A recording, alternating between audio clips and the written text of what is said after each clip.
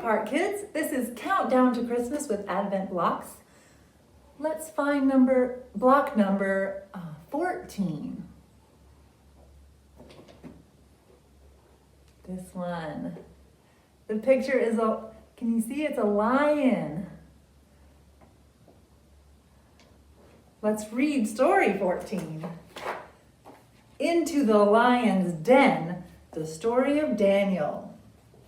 After Jeremiah's letter, God's people waited for God to keep his promise. They planted gardens and built houses and started families. But most of all, they counted the years. They remembered God's promise to bring them back home. So even though they felt alone, they knew that God was with them. Even when it was hard, even when they didn't listen, even when they were miles and miles from home, God did not forget his people. So he sent another prophet to remind them that he wouldn't stay away forever. His name was Daniel. Daniel was one of the smartest prophets who ever lived. He was also one of the hardest workers. And he had a special skill, like Joseph back in Egypt. Daniel knew how to interpret dreams. That was a winning combination, so it shouldn't surprise you that the king named Darius gave Daniel a great job and an important title. Daniel might have been far from home, but the king had given him a lot of power. Some people got jealous of Daniel pretty quickly. They wanted his great job and his important title, so they started plotting a way to take Daniel down. This was their plan. Everybody knew that Daniel loved God and prayed to him every day.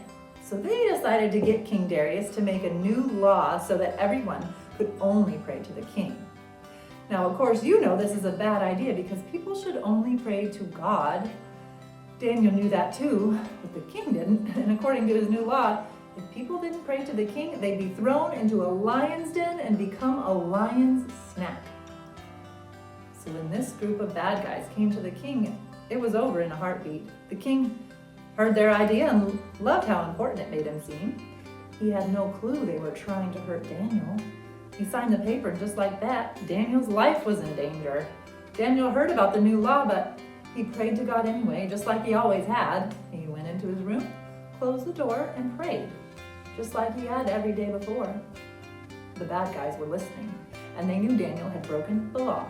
They dragged Daniel before the king, pointed to the law book, and demanded that Daniel go to the lions. The king realized what had happened, and he regretted the law he had made, but he was stuck.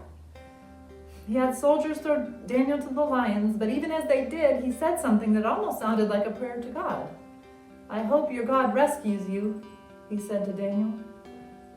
The next morning, the king ran to the lion's den.